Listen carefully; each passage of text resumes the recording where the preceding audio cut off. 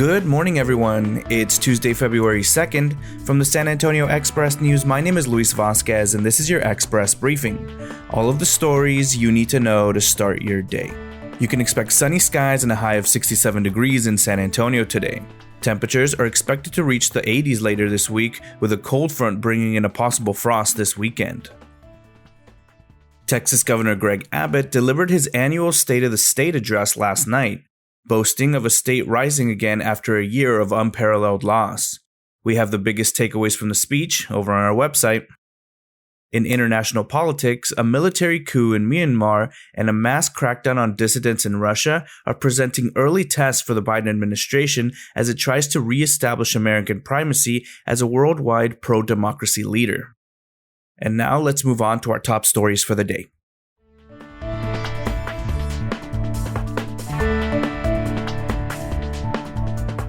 Since January 9th, WellMed has vaccinated nearly 20,000 people at 2 senior center sites. Through a partnership with the city, WellMed is targeting residents who may not have had access to the internet with a call-in reservation system. No walk-ins are accepted. The city-run Alamo Dome site and University Health's Wonderland of the Americas also offer appointments by phone, but the sites also have online reservation setups, and the slots are being snatched up within minutes of becoming available. New data shows the majority of vaccines administered through WellMed's 2 senior sites are going to residents who live in the city's south, southeast, and southwest sides, all areas decimated by the coronavirus pandemic. Laura Garcia has more in her latest report over at expressnews.com.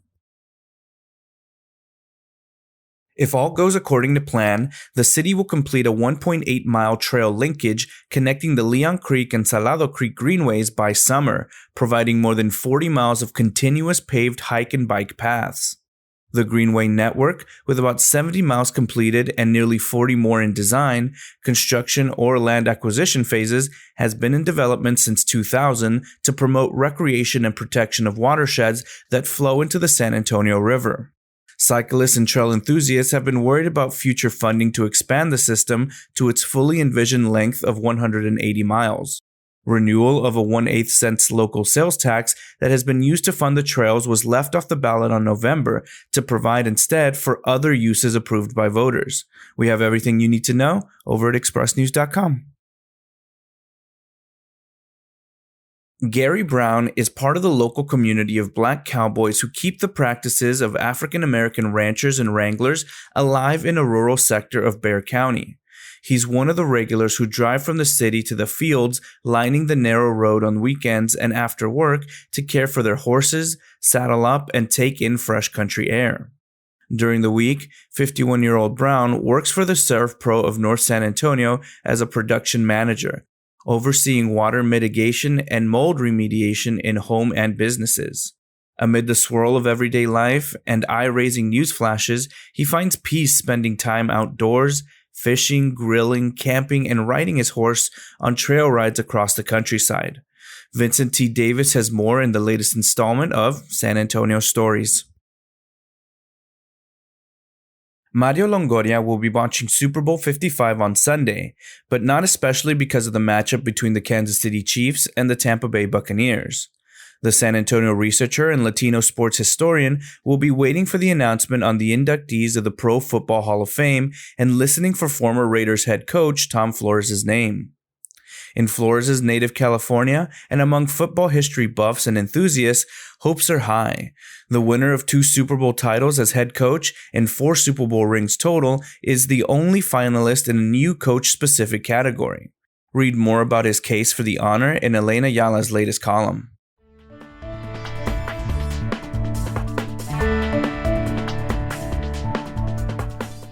People in Group 1B need to make an appointment with a provider, which includes medical facilities, pharmacies, and hospitals. Don't assume a provider has doses of vaccine just because it's listed on the Department of State Health Services map. Call ahead to make sure. We have a list of major distributors in the San Antonio area on our Vaccine Frequently Asked Questions page. On Monday, Mayor Ron Nirenberg said San Antonio is the first city in the state to get an allocation of coronavirus vaccines specifically for homebound seniors. Next up are your need-to-know headlines. You can find all of these headlines and more inside of your Express News subscription.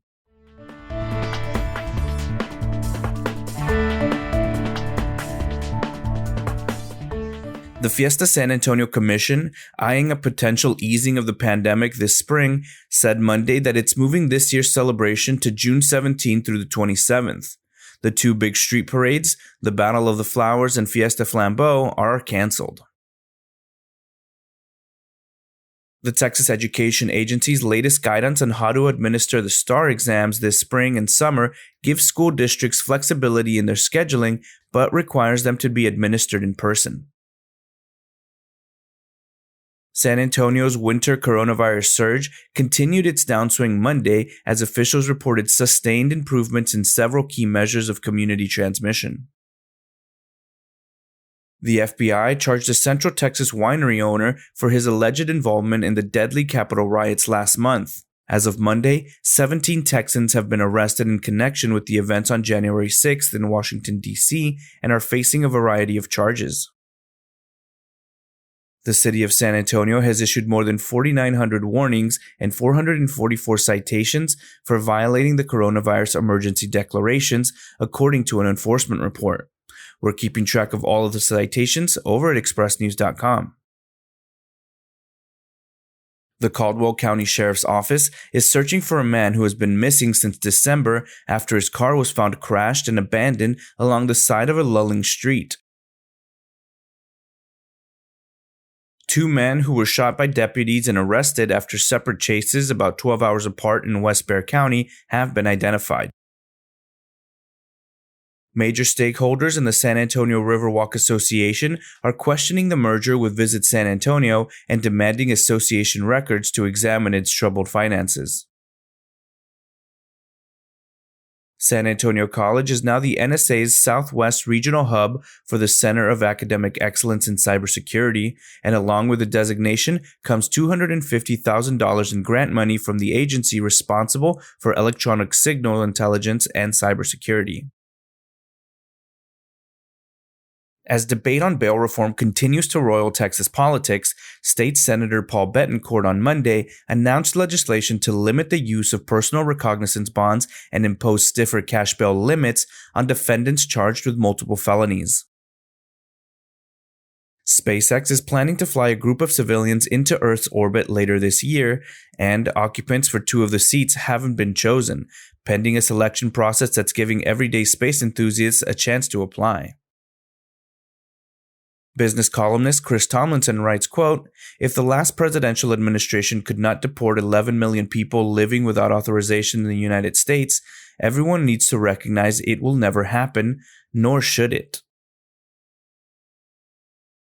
Harriet Tubman will be the first African-American woman to appear on U.S. paper currency after the Biden administration announced it would move forward with a plan first announced in 2016. Read the latest from the Express News editorial board. Tubman on the $20 bill is good money.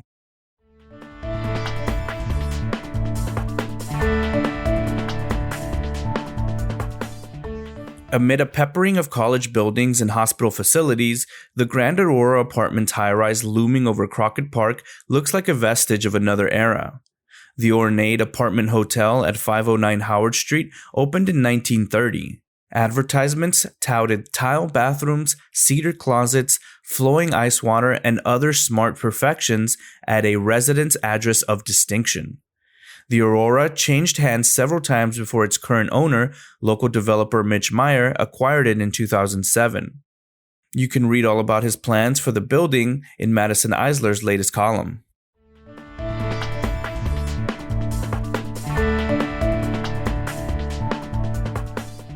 Spurs rookie Devin Vassell has no idea what the future holds for him, now that veteran guard Derek White is back from the injured list and the roster is at full strength.